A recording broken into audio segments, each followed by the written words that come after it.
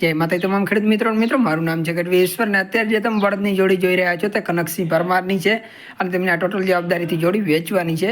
તેઓ ગીર સોમનાથ જિલ્લાના સૂત્રાપાડા તાલુકાથી છે ને તેમના નંબર વિડીયોમાં આપેલા જ છે, એટલે વિડીયો પૂરેપૂરો જોજો અને આવા વિડીયો બનાવવા તમે પણ મોકલી શકો છો. ઓકે મિત્રો, જય માતાજી.